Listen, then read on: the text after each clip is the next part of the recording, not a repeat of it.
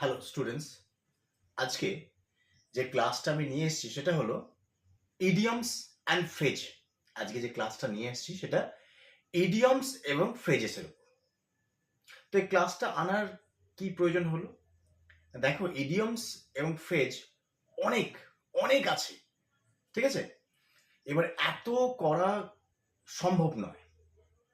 এর জন্য আমি বাছাই করা কিছু ইডিয়মস এবং ফ্রেজ নিয়ে এসেছি, যেটা ক্লাসের মধ্যে দিয়ে আমরা করব। এবং আমি তোমাদের কথা দিতে পারি যে এগুলো করলে পরীক্ষায় এগুলো থেকেই আসবে, এত মুখস্থ করতে পারবে না। আমি যেগুলো বলছি সেগুলোই কেবল মুখস্থ করো। এই ইডিয়মস এবং ফ্রেজ পুলিশের পরীক্ষা বলো বা পিএসসির বলো বা এসএসসির বলো, যে কোনো পরীক্ষায় কিন্তু আসবেই। সুতরাং কোনো টেনশন করার দরকার নেই। আমি যেগুলো বলছি সেগুলো করো, দেখো সেইগুলোতেই কিন্তু তোমাদের চলে আসবে, সেইগুলো থেকেই চলে আসবে। ঠিক আছে, চলো শুরু করা যাক। প্রথম আমরা সেটটাতে দেখি। দেখো, প্রথম যেটা আছে, অ্যান অ্যাকিলাস হিলস। হিলস মানে কি? গোড়ালি, পায়ের গোড়ালি।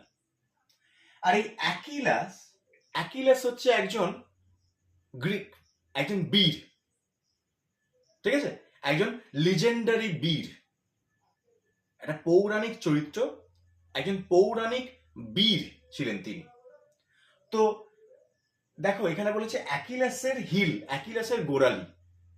তো একটা পৌরাণিক গল্প আছে। কি গল্প? না, অ্যাকিলাসের মা এই অ্যাকিলাসকে অমরত্বের যে নদী, রিভার অফ ইমর্টালিটি, ওখানে ওই অ্যাকিলাসের গোড়ালিটা ধরে ওই জলের মধ্যে ডুবিয়েছিল। ফলে তার দেহের সব অংশ জলে ডুবলেও গোড়ালিটা কিন্তু ডোবেনি।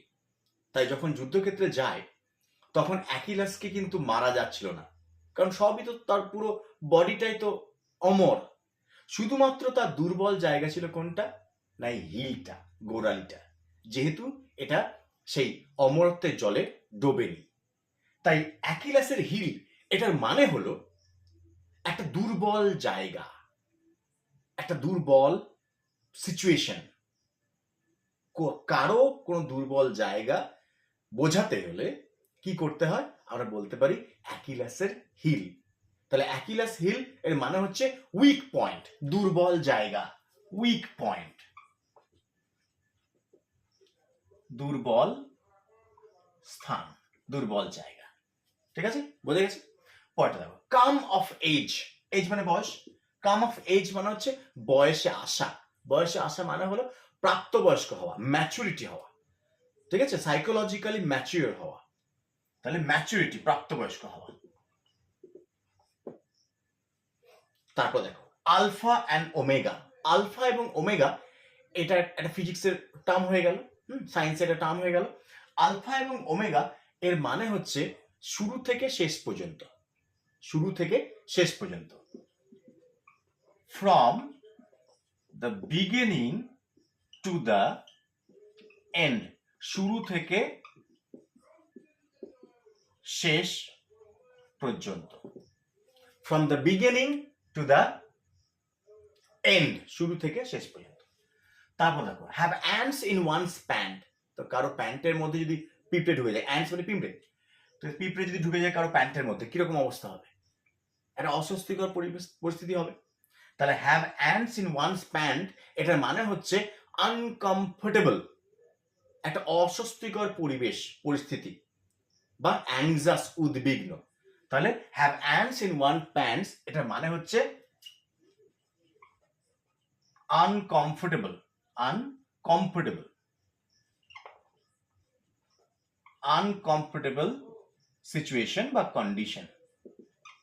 আনকমফোর্টেবল, অস্বস্তিকর একটা পরিস্থিতি বা পরিবেশ।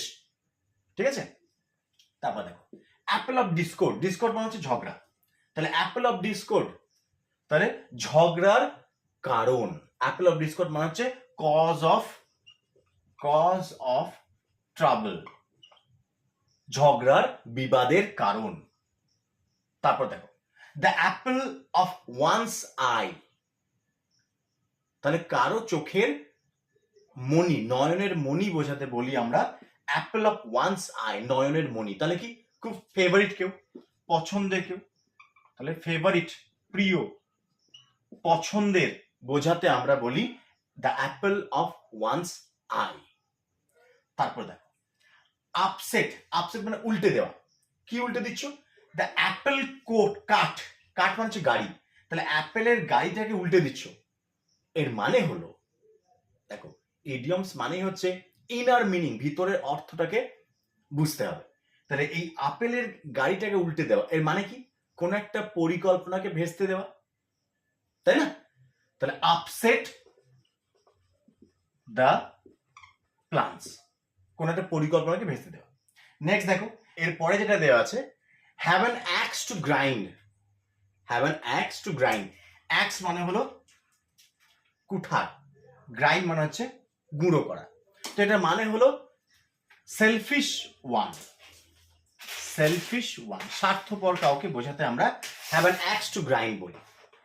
তারপর দেখো অ্যাডামস এল, অ্যাডামস এল মানে হলো ওয়াটার, অ্যাডামস এল মানে হলো ওয়াটার।